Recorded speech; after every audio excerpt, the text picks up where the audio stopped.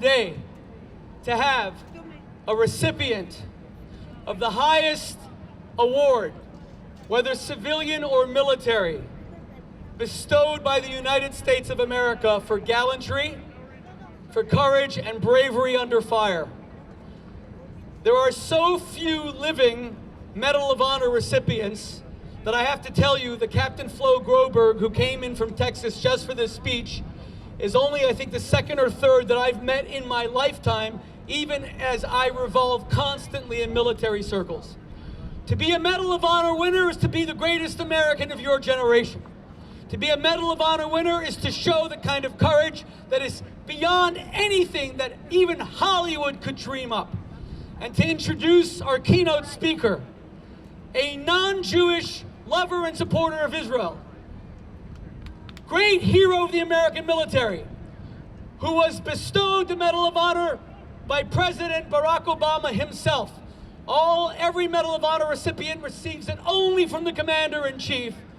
To introduce him as my very dear friend and one of America's foremost Jewish philanthropists, National AIPAC board member, David Sterling.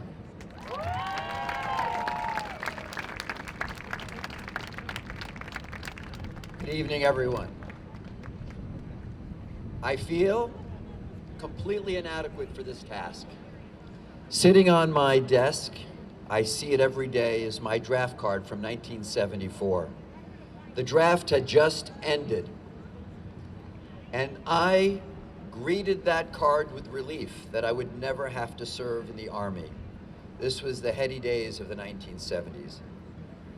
I leave it on my desk as a reminder of the debt I owe my country for never having served.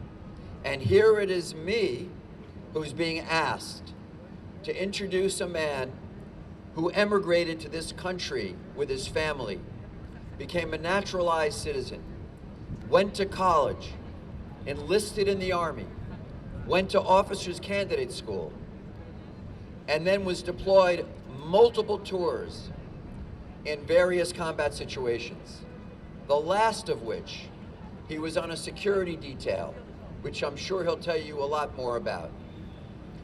But suffice to say that those he was in charge of to secure were safe, and 2 terrorists with suicide bombers were neutralized.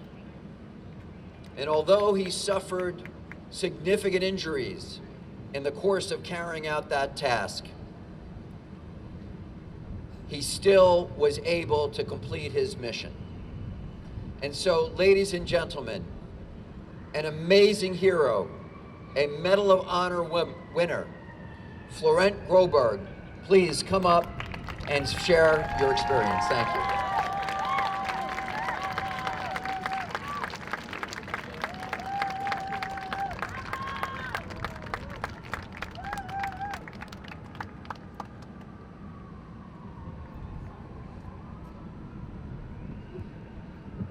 Y'all hear me? You hear me in the back? By the way, when I met Flo at D-Day 80 in Normandy, it was because he was the personal guest of President Biden, and he sat behind the president at President Biden's speech commemorating the 80. My friends, for those of you who've never heard a Medal of Honor winner speak, this should be a life-changing experience and a moment you never forget. God bless you all. No, it's good. It's a lot of pressure, though. Listen, all I told him in France was, he'll buy a beer if you just heat his meal. And it worked. He bought 2 beers.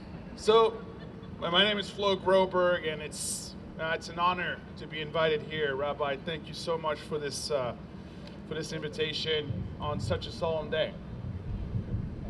I am not Jewish. I am married to a Jewish woman. My son is now Jewish, so he's been welcomed into your faith.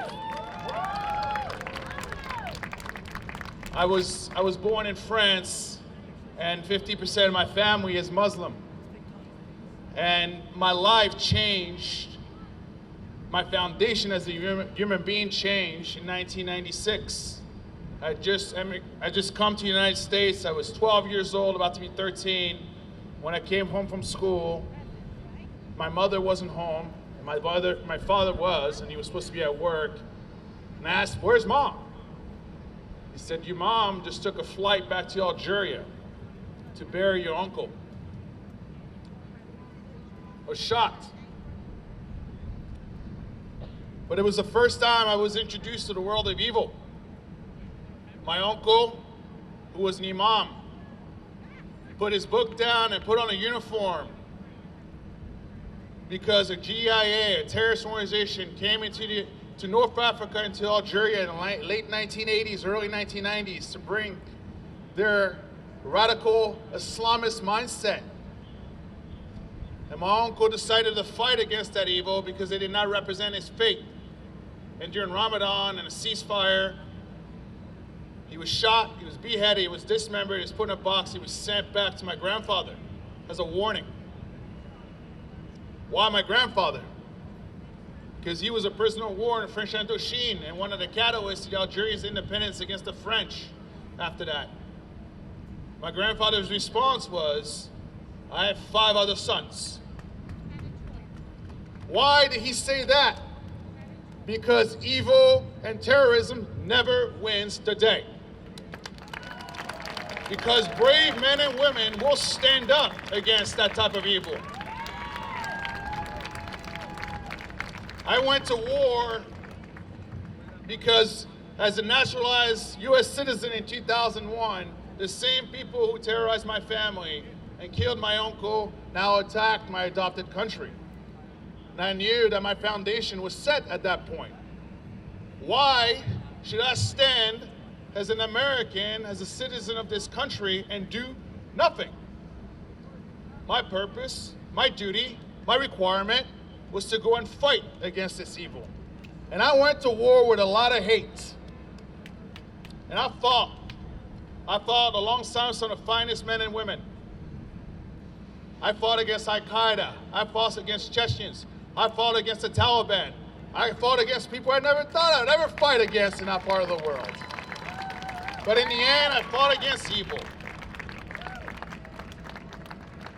And on August 8, 2012, while I was escorting some senior high-ranking officials, we were targeted by two suicide bombers. People ask, what drives you to run towards a suicide bomber?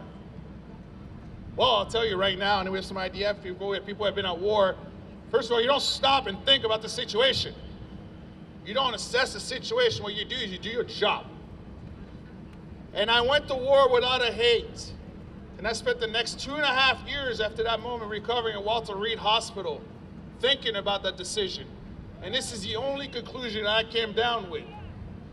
Other than God coming down, protecting me, and giving me an opportunity to still be on this earth and take a breath and then talk about my brothers who didn't come home, it's the reality that what I learned in combat was true love.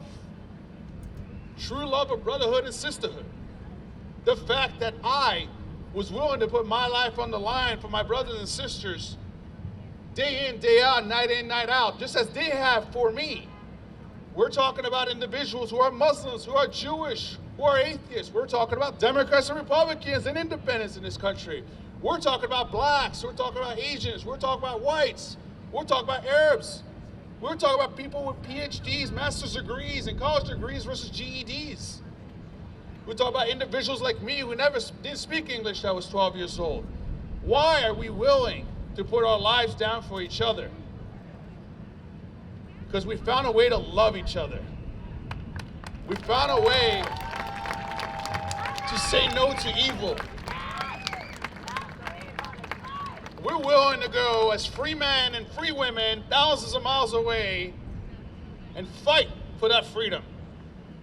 Fight for ourselves, for our country, fight for our allies, fight for those who can no longer fight for themselves, but to really remind all those individuals in this world that want to create tyranny and evil, that walk through our doors when we welcome in and try to destroy and shatter our world, that you might try, you might knock us down, but for the Lord of God, we will get back up and make sure that you never do it again.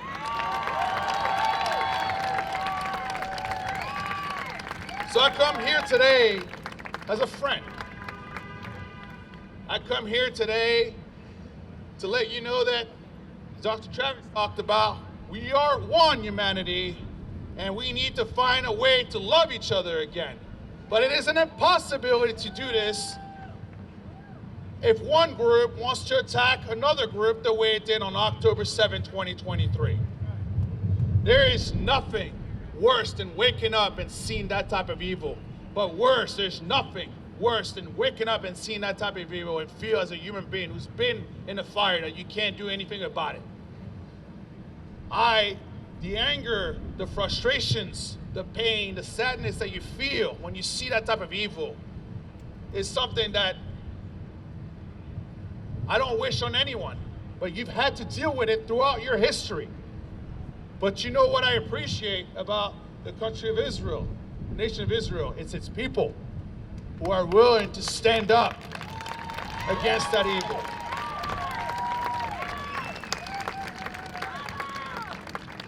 But this should not be a path forward for the rest of eternity. We need to figure out a way to be able to heal these wounds in the future and live in peace and harmony, to respect each other the way you want to respect. Look who you brought here today. All sorts of us, all sorts of people, different faith, together to commemorate this incredibly difficult day that happened and the realities that have caused us that day.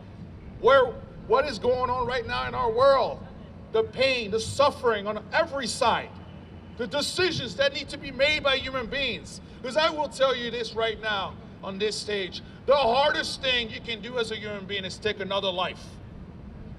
And for those of us who have done that, it never leaves you. It will haunt you forever. You just pray to God that the reason you did it was the right reason. And unfortunately, that is exactly what evil wants to drive. It wants you to suffer. It wants you to never remember, to never forget. It wants you to remember the things you were forced to go do. But that is why we have these heroes across your nation, across my nation, and across the world who are willing to put their lives and endure that pain to do the right thing and destroy that type of evil.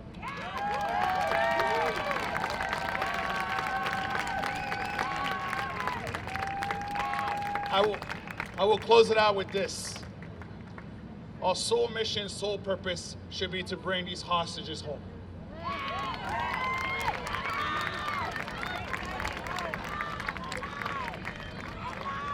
It is, we got to bring them home.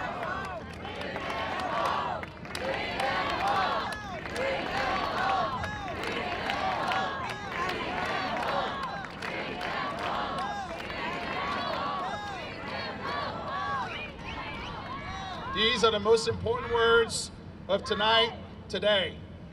What they're going through, what they've gone through and continue to go through is something that I could never imagine and will never try to understand, because I will never be able to understand.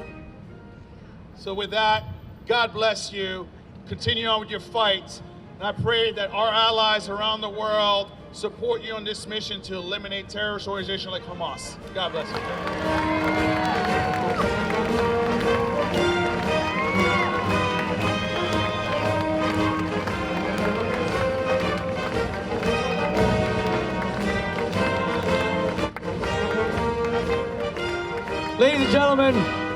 Ladies and gentlemen,